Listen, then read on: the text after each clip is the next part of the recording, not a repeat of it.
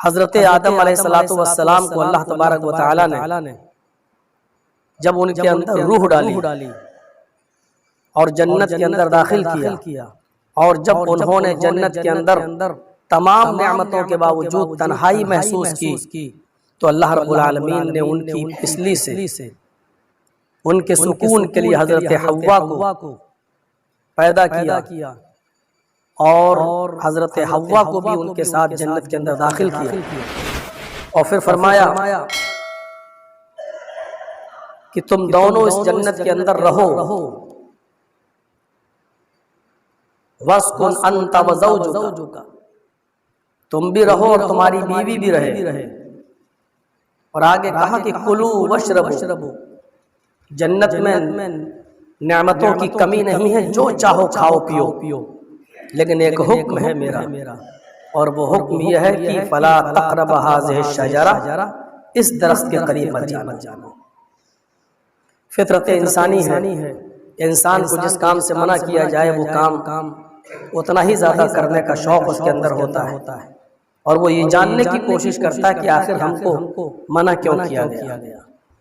شیطان ادھر بھی آیا اور اس نے بہکایا، آدم و حوا دونوں اس درخت کے قریب چلے گئے۔ بہت ہی اختصار کے ساتھ واقعے کو سمیٹتے ہوئے صرف بتانا یہ ہے کہ جب انہوں نے اس درخت کے پھل کو کھایا تو جنتی لباس ان کے جسم سے اتر گیا۔ درختوں کے بڑے بڑے پتوں سے انہوں نے اپنے شرمگاہ کو، اپنے جسم کو ڈھانپا، اور ان دونوں کو جنت سے نکال دیا گیا۔ اللہ تعالیٰ چاہتا تو اس نافرمانی کے جرم میں ان کو اسی وقت جہنم میں ڈال دیتا، لیکن ایک موقع دیا پراشچت کا، ایک موقع دیا کفارہ ادا کرنے کا، ایک موقع دیا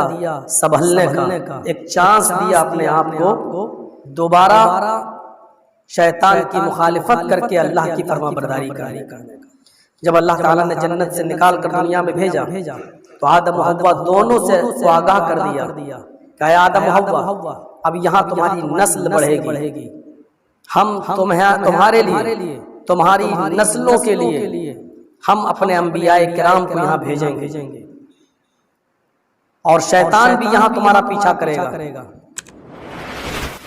جنت میں تم دونوں شیطان کی بات مان چکے ہو، ایک بار میری نافرمانی کر چکے ہو، یہ ہم لاسٹ چانس دے رہے ہیں تمہیں اور تمہاری اولاد کو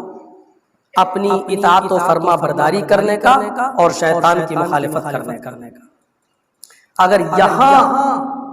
تم دونوں نے اور تمہاری اولاد نے اگر پھر سے میری اتباع کی اور شیطان کی نافرمانی کی تو ہم تمہیں وہ مقام پھر دے دیں گے جس مقام سے ہم تمہیں نکال رہے ہیں، یعنی جنت۔ اور اگر یہاں تم نے اور تمہاری اولاد نے پھر سے اسی شیطان کے بہکاوے میں آ کر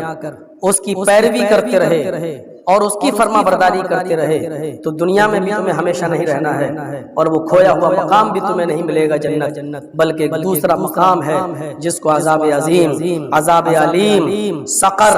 جہنم اور کئی ناموں سے اس کو یاد کیا گیا ہے۔ ہم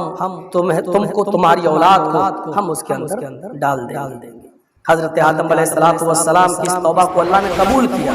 ربنا ظلمنا انفسنا وان لم تغفر لنا وترحمنا لنکونن من الخاسرین، اے اللہ ہم دونوں نے اپنے نفس پر بہت بڑا ظلم کیا ہے، لیکن اگر تو نے ہماری مغفرت نہ کی، وان لم تغفر لنا وترحمنا، اور تو نے ہم پر رحم نہ کیا، لنکونن من الخاسرین، تو ہم ضرور نقصان اٹھانے والوں میں سے ہو جائیں گے۔ اللہ رب العالمین نے ان کو معاف کیا، لیکن یہ حکم جاری رہا اور یہ آج تک حکم جاری ہے۔ اس واقعے سے پتہ چلتا ہے کہ ہم اس دنیا میں شیطان کی اور اس کے کاموں کی مخالفت کرنے کے لیے آئے، اور یہ سب سے بڑی عبادت ہے۔ قدم قدم پر شیطان ہمیں بہکائے گا، اور کامیاب وہی انسان ہوگا جو شیطان کے جال میں پھنسنے سے بچتا رہے۔ جمعہ ختم ہوگا، نکلیں گے، نکلتے ہی شیطان بہکانا شروع کر دے گا۔ گھر تک جاتے جاتے کئی شیطانی کام بھی ہم کر ڈالیں گے، اللہ رب العالمین نے حضرت آدم حوا دونوں کو آگاہ کر دیا تھا کہ یہاں تمہیں شیطان کی مخالفت کرنے کے لیے بھیجا جا رہا ہے. بس ایک بار جنت میں تم لوگ اس کی بات مان چکے ہو، اب تمہاری اولاد پر یہ فرض ہے کہ دنیا میں اس کا وروਧ کریں اور اس مقام کو دوبارہ حاصل کریں.